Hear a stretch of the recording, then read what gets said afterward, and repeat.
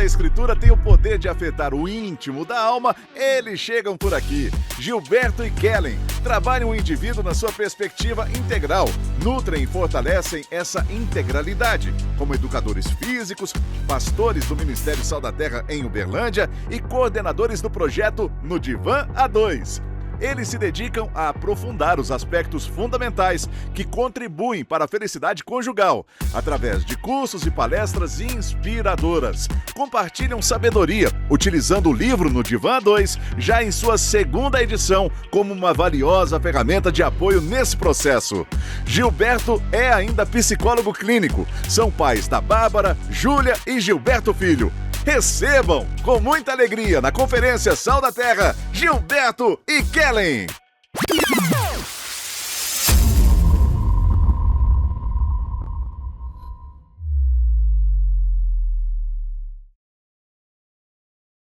Graça e paz sobre a vida de vocês, sobre o pessoal que está lá em Goiânia.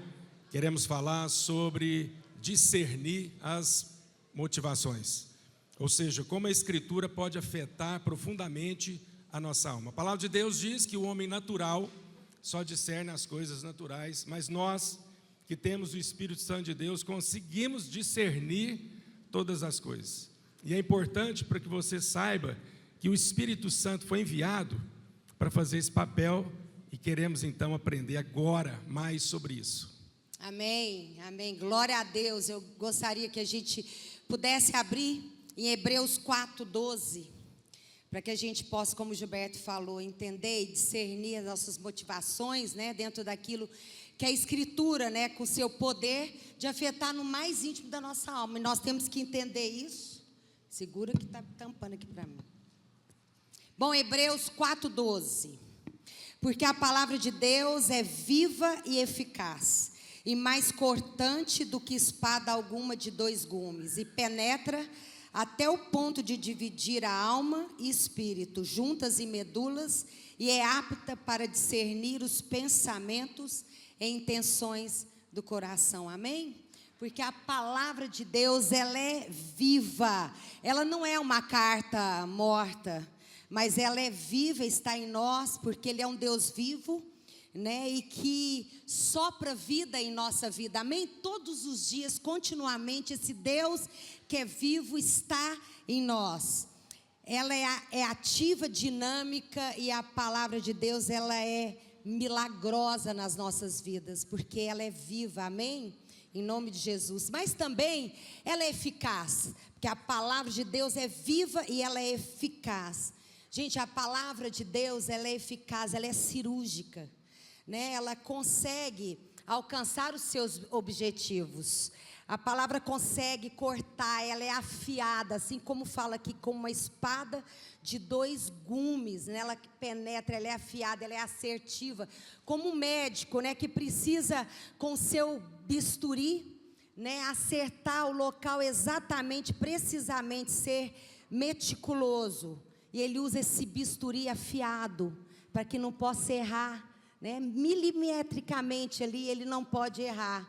Hoje nós temos as cirurgias robóticas, né? E há um robô que faz esse papel, então ele é assertivo. E a palavra de Deus, ela é afiada e precisa. Mas além disso, aqui diz, né, em Hebreus, que além dela ser viva, eficaz, né, ela também ela penetra profundamente, ao ponto de dividir, né, alma e espírito.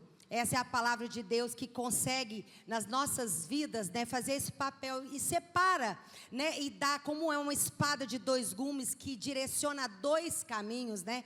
E ela faz esse papel como essa espada afiada, e aí a gente pode escolher entre bem e o mal, entre o que é celestial e o que é do mundo. A gente pode escolher as coisas certas, mas também com as nossas escolhas, escolher o que é errado. A gente pode escolher ter fé, mas escolher também ter medo, né? E a gente pode escolher as coisas que são de Cristo e as que não são de Cristo, amém?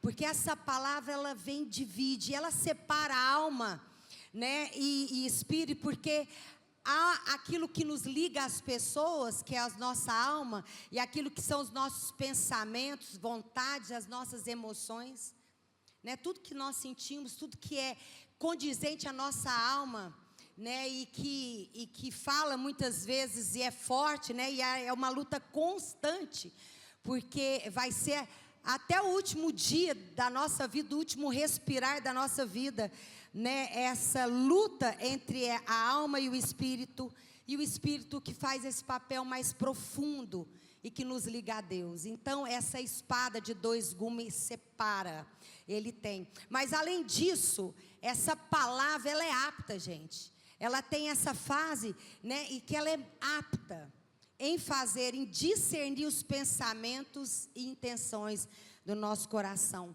Essa palavra, ela nos lê, gente. Essa palavra sabe os nossos pensamentos e até tudo que há por detrás dos nossos pensamentos.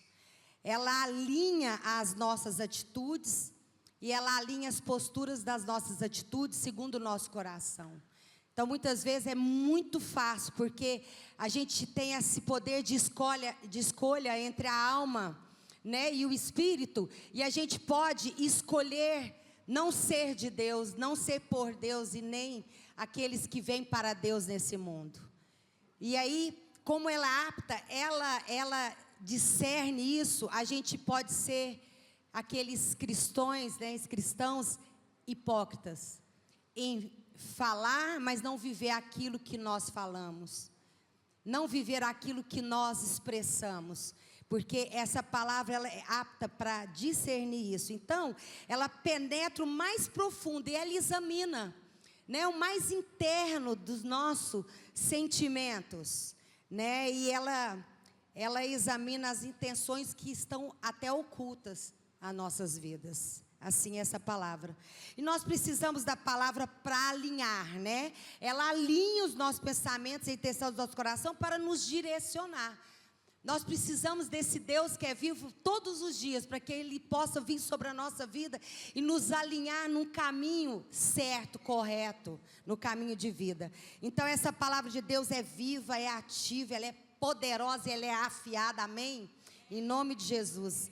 E nós precisamos permitir que essa palavra e esse Deus cumpra, né? Como a palavra de Deus fala, e Ele termine a sua boa obra que Ele começou nas nossas vidas. Permitir que Ele termine a sua boa obra em nossas vidas. Mas nós precisamos, o nosso tema é como as Escrituras têm o poder de afetar no mais íntimo da nossa alma.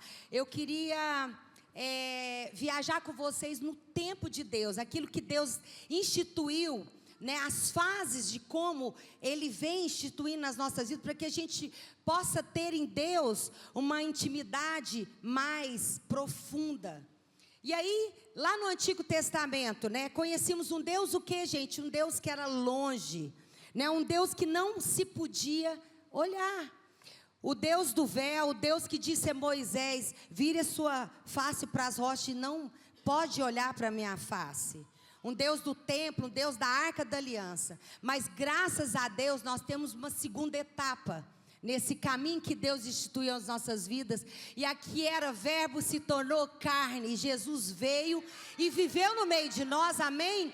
Ele viveu e a gente pôde ver Jesus, Ele sentiu, Ele chorou, Ele curou, Ele andou, Ele pregou. E aí numa terceira fase mais íntima e ainda mais profunda, lá em João 14, quando Jesus roga ao Pai que nos dá o Espírito Santo para que fique conosco para sempre. E Ele diz: Espírito da verdade, que o mundo não pode receber, porque não o vê, nem o conhece, mas vós o conhecereis, porque habitará convosco, estará convosco até o fim, amém? Esse Espírito, esse Deus que antigo era longe de nós, agora vive em nós, está dentro de nós, um Deus Emanuel, um Deus presente, o Espírito que nos convence atua na nossa consciência, amém? Em nome de Jesus, nós precisamos entender todas essas fases, para que a gente entenda de fato que essa palavra é viva, né, e que ela é profunda, ela é eficaz, e ela discerne, ela divide, e ela discerne, e ela é apta para discernir os nossos pensamentos, e cada vez mais essas fases que nós vivemos com Deus se tornaram ainda mais profundas e mais íntimas. E por isso que a gente agora pode de fato entender como as Escrituras têm o poder de afetar o mais íntimo da nossa alma. Agora esse Espírito vivendo dentro de nós, amém? Em nome de Jesus. Amém. Que isso, hein? Terminou? Terminou? Eu queria continuar, Não, mas chega, lá. chega. Olha, Gilberto, eu Você- usei 10 minutos, você falou que era 15. Deixa eu falar mais um pouco. Você já me surpreendeu. Amém. Vou ter que corrigir poucas coisas aqui. Bom, vamos lá em tela, vamos entender agora, dando continuidade, essa tríade, para que a gente entenda a respeito de corpo, alma e espírito. Está na Bíblia, viu, irmãos? Paulo escrevendo aos Tessalonicenses, fala assim: o vosso espírito, a vossa alma e o vosso corpo sejam conservados irrepreensíveis para a vinda do nosso Senhor Jesus Cristo. Precisamos entender que estamos interligados, não tem como separar. Então, um corpo sem espírito, ou seja, antes da gente conhecer a Cristo, nosso espírito estava mortificado, a gente vive igual o animal, por instinto. Um corpo sem alma é um zumbi, ou seja, e um espírito sem corpo é um fantasma. Então, na verdade, nós precisamos entender que essa ligação, ela não se quebra. A alma, o corpo, ele é formado pelos músculos, pelos órgãos, ou seja, pelo coração, pelo sangue. E a gente, na verdade, precisa entender que o que nos liga à terra é o corpo. Ou seja, você só existe nessa terra, você só está sentado numa cadeira, você tem um corpo. O dia que você morrer, você vai ser cremado, vai ser enterrado, você não vai mais existir aqui na terra. Você vai existir na lembrança, num legado, num valor, num princípio. A alma, é preciso que a gente entenda, ela é dividida entre pensamentos, ou seja, o cognitivo, emoção e sentimentos, e também o que? Vontades, volições, desejos. Então precisamos entender que a alma nos liga ao quê? Às pessoas. A gente só consegue se relacionar, a gente só consegue se mover em favor um do outro, porque temos o quê? Uma alma. Quando uma pessoa está morta, quando uma pessoa está com morte encefálica, morte cerebral, num hospital, você pode beliscar, você pode conversar com ela, não se interage, ela perdeu a sua alma, ela tem um corpo e tem um espírito. E 3 coisas que podemos fazer para fortalecer a nossa alma: pensamentos bons, sentimentos bons e boas emoções. E o nosso espírito é a parte mais o que? Profunda, é a parte invisível, do qual nós não vemos. E o Espírito te liga a quem? Ao Criador, a Deus. Então nós temos uma relação verticalizada com Deus pelo nosso Espírito, temos uma relação horizontal pela nossa alma, pelas pessoas e através das pessoas. Eu quero que você entenda o seguinte, vamos entender agora o que o pecado comprometeu na nossa vida. A primeira geração pós-pecado foi Caim e Abel. Isso aí a Bíblia fala, cita lá em Gênesis capítulo 4, é uma figura emblemática, porque na verdade, todos dois estavam prestando o quê? Culto a Deus. Quem que ensinou a eles dar oferta? Eles cresceram, eram crianças, o pai e a mãe, então ensinou que eles deveriam adorar a Deus. E os dois estavam lá tentando ganhar o coração de Deus. Só que não vamos nos esquecer que nós já estamos comprometidos o quê? No pecado. E quando Caim foi recusado na sua oferta, e a gente não sabe o tamanho da oferta, porque a Bíblia não fala lá. Às vezes até a oferta do Caim foi melhor, mas a motivação dele estava o quê? Equivocada. Motivação é importante? É. As nossas ações são importantes? São. Os nossos comportamentos são importantes? Uma coisa não compete com a outra. É o que Tiago fala sobre fé e obras. Você pode ter fé, mas a sua fé tem que traduzir em obras. Se você tem fé sem obras, é a mesma coisa de uma motivação. Então você pode ter uma ação muito boa, mas se você não tiver alinhado as suas motivações, e ela não tiver purificada, e ela não tiver santificada, você corre o risco de sempre avaliar segundo aquilo que seja o quê? Os seus pecados. Eu posso dar uma flor para Kelly. Posso dar uma flor porque eu estou morrendo de saudades dela. Mas eu também posso dar a mesma flor, porque eu acabei de sair do motel, eu estava traindo ela. E aí eu estou com a consciência pesada, estou constrangido, estou com culpa na minha consciência, então eu dou a mesma flor, porém com motivações o quê? Equivocadas. E é interessante, porque Jesus, lá em João, no capítulo 16, ele fala assim: bom, meu papel eu já cumpri, eu preciso ir embora.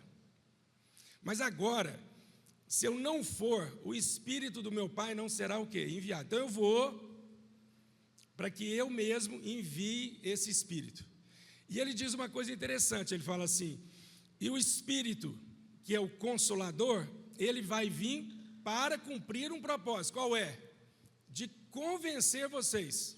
Ou seja, há um convencimento da parte de Deus em nós. Por que que Deus precisa nos convencer? Porque estamos desviados, estamos corrompidos nas nossas motivações.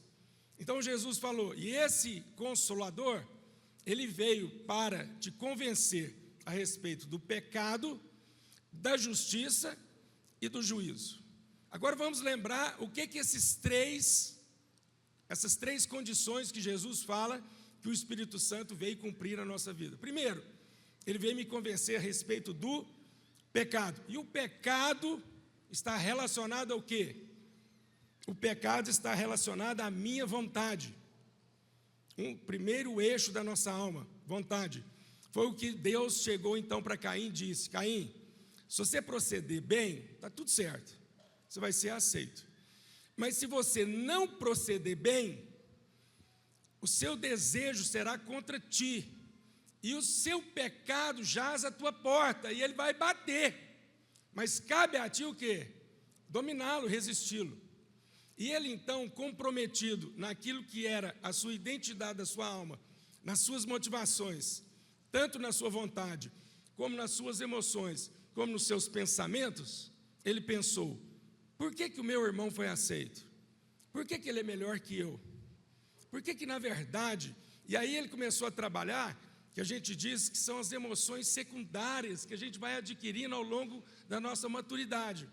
Essas emoções secundárias, como ganância, como inveja, como comparação, como desejo de usurpação, tudo isso a gente vai adquirindo na medida que a gente vai o quê? Amadurecendo. Nós não temos essas emoções em nós. Então a Bíblia diz que é preciso que a gente entenda tudo isso para que a gente possa o quê? Resistir. Segundo, o Espírito Santo veio te convencer a respeito da justiça. A justiça trabalha, traduz em cima daquilo que seja as suas emoções e os seus sentimentos. Por isso que Tiago diz que a ira do homem não revela a justiça de Deus. A ira é uma das 6 emoções que nós nascemos com ela. As 6 emoções que a gente já nasce desde criança com ela. É o nojo, a surpresa, o medo, a ira, a tristeza e a alegria. Então o Espírito Santo também agora veio o quê? Trabalhar isso aí. E por terceiro, o juízo. O juízo tem a ver com o quê? Ele está relacionado ao quê? Aos meus pensamentos, ao meu cognitivo. Vamos lembrar, lá em Lucas, a Bíblia diz que Jesus estava numa casa, trouxeram para ele um paralítico.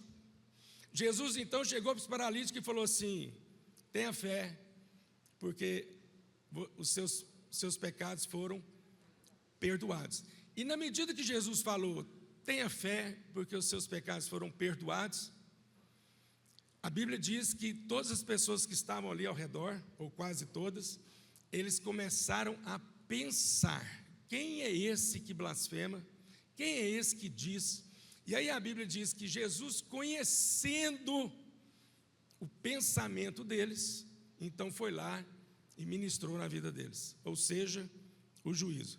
Agora vamos entender, nesses 3 eixos, como que nós podemos trabalhar melhor, de forma com que você e eu possa discernir melhor as suas motivações. Primeiro, a questão do cognitivo, dos seus pensamentos. Só há uma forma de você lutar contra pensamentos automáticos na sua vida, ou seja, coisas que passam na sua vida sem que você deseje. Então você vivencia uma experiência, e essa experiência faz com que você sinta, mas antes de você sentir, você recebeu, você teve um pensamento que a gente fala que são pensamentos desadaptativos, ou seja, pensamentos automáticos. E a única forma de você combater um pensamento automático é você contrapor com outro pensamento. Por quê? Porque a Bíblia diz lá em Coríntios que nós agora temos a mente de Cristo. Se temos a mente de Cristo, nós pensamos igual a Cristo. Lá em Filipenses diz que nós sentimos igual a Cristo. Então os nossos pensamentos agora, eles podem estar alinhados. A gente diz que isso é um questionamento o quê? Socrático. Sócrates foi um filósofo que viveu 400 anos antes de Cristo, e ele trouxe uma coisa interessante, as pedras falando, antes de Jesus. Ele disse, toda verdade precisa ser questionada, tudo precisa ser questionado, tudo precisa ser discutido. Por quê? Por que é assim? Por que é assado? A gente não pode simplesmente ficar aprendendo algumas coisas, nós temos que ter esse pensamento crítico a respeito de nós e a respeito de todas as coisas que nos cercam. Sócrates foi tão questionador que ele foi morto por causa disso, ou seja, ele estimulou os jovens da época a questionarem todas as coisas. Então, a única forma de você sobrepor um pensamento, como Caim, lá naquela época, passou na cabeça dele, ou deve ter passado, a Bíblia não revela, você foi um rejeitado. Isso é um pensamento automático. Mas se Caim, na verdade, pudesse contrapor e falar assim, por quê? Por que eu sou um rejeitado? Por que Deus não me aceitou? Mas Deus chegou para mim e falou assim, se eu mudar meu comportamento, se eu for um cara legal, se eu mudar a minha disposição, o meu coração, eu vou conseguir o quê? Eu vou conseguir ser aceito.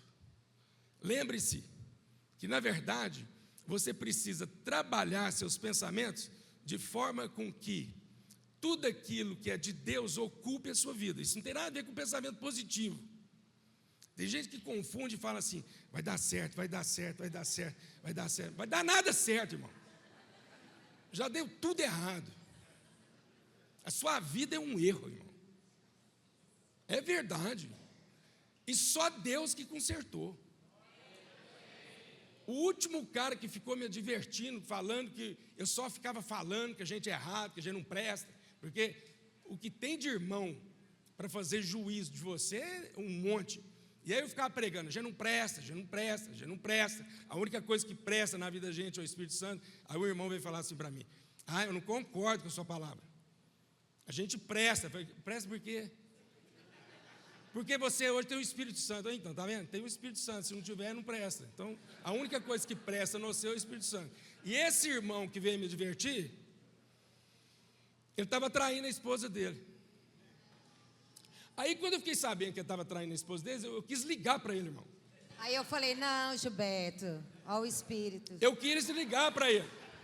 Eu quis ligar para ele e falar assim, ô que presta, ô prestador. Muito bonito, né? Então, irmãos, nós precisamos trabalhar. Aí, Paulo, escrevendo lá aos Filipenses, ele fala assim, quanto ao mais, irmãos, tudo que é verdadeiro, tudo que é honesto, tudo que é justo, tudo que é puro, tudo que é amável, tudo que é de boa fama, se há alguma virtude, se há algum louvor, pensai nisso. Então, não é pensamento positivo, é você trazer Deus junto aos seus pensamentos, ou seja, trazer os pensamentos de Cristo. Segundo, vontade, desejo, volição. Então todo mundo aqui tem o quê? Vontade, tem desejo, tem volição, tem prazer em desejar alguma coisa. E aí Paulo, escrevendo aos Romanos, ele diz assim, porque o que eu faço, eu não aprovo, porque o que eu quero, eu não faço. Aí ele começa a arrumar um rolo danado aqui. Só sei que no final, a tradução disso é o seguinte, não faça nada que você quer. Na verdade, nós precisamos alinhar a nossa vontade com a vontade de Deus. Jonas foi um cara que não conseguiu, num determinado momento da sua vida, alinhar a vontade dele com a vontade de Deus. E então ele tentou fugir de Deus. Mas, como Deus é soberano sobre todas as coisas, e nós somos calvinistas,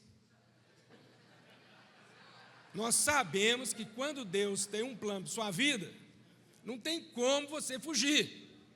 Deus vai mandar baleia, peixe, anzol, tudo que Deus vai mandar para te trazer a sua o quê? Memória, quem você é. Então foi dentro daquele peixe que Jonas então se converteu ao propósito de Deus. E ainda contudo se converteu mais ou menos. Porque quando ele foi lá, ele queria que o povo fosse condenado.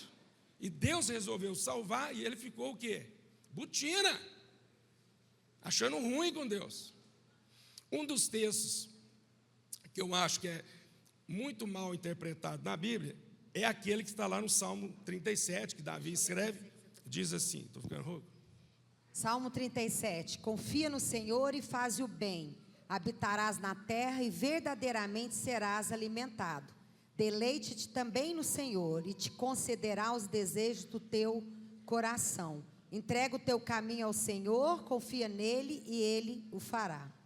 Olha o que a Bíblia está dizendo. Entrega seu caminho ao Senhor, confia nele e ele tudo fará. Então é o seguinte, quando o salmista está escrevendo isso, ele não está dizendo que Deus vai realizar os desejos do seu coração. Ele está dizendo que você, na verdade, vai haver uma entrega tão grande que, no fim, o seu desejo vai ser compatível com o desejo de Deus. Ou seja, não vai ter conflitos. E aí, tudo aquilo que você pedir, você vai receber, porque você vai aprender a pedir o quê? A pedir bem. E agora, para terminar, que é o último eixo, que são as emoções e os sentimentos, nós precisamos, irmãos, discernir aquilo que eu sinto. Aquilo que, na verdade, é a sensibilidade, a percepção do quê? Do momento na minha vida. E aí, olha o que Paulo escreve lá na 2 Coríntios. Ele fala assim, somos atribulados, mas não estamos angustiados.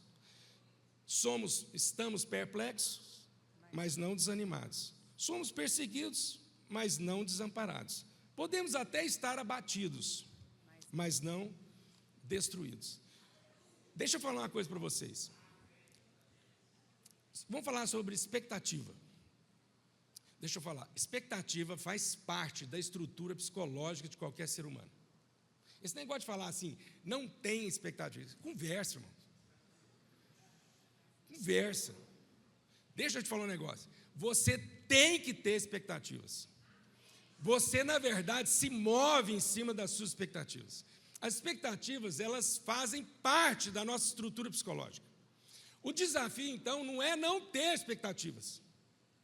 O nosso desafio é, tendo expectativas, é a gente alinhar as nossas expectativas com as perspectivas de Deus. Ou seja, o dia que a minha expectativa não for contemplada, eu não vou ficar afetado. Talvez eu vou ficar frustrado, mas a frustração é um elemento extremamente pedagógico para nos amadurecer. Porque ouvir um não de Deus, isso faz com que a gente fique alinhado ao coração de Deus. Porque Deus não prometeu que satisfaria as minhas expectativas. Por isso que o desafio sempre é nosso. Então tenha mesmo expectativas. Tenha expectativa de um casamento perfeito, se é que existe. Tem expectativa numa igreja perfeita? Estou brincando, existe sim, irmãos. Cristo e a igreja é um casamento perfeito. Eu e a Kelly é quase perfeito, irmãos. A igreja do Então, vigilado é perfeita. Algumas expectativas na sua vida, elas precisam estar alinhadas às perspectivas de Deus. Eu fico vendo muitos casais hoje criando filhos. Eles ficam num protecionismo, fazendo com que os seus filhos não fiquem frustrados, suprindo toda a necessidade dos seus filhos. Deus não trabalha dessa forma, irmãos. Deus é uma pessoa que trabalha, na verdade, em cima daquilo que é corrigir todo desajuste emocional que temos. Por isso que Deus, na verdade, faz com que a gente muitas vezes sofra, porque o sofrimento faz parte da vida, nos amadurece, nos faz crescer, nos faz ser pessoas melhores. Feche seus olhos, em nome de Jesus. Pai, obrigado por essa conferência, obrigado por tudo que nós estamos ministrando. Deus abençoe a vida de todos vocês, que o Espírito Santo seja derramado na sua vida, em nome de Jesus. Amém. Deus abençoe.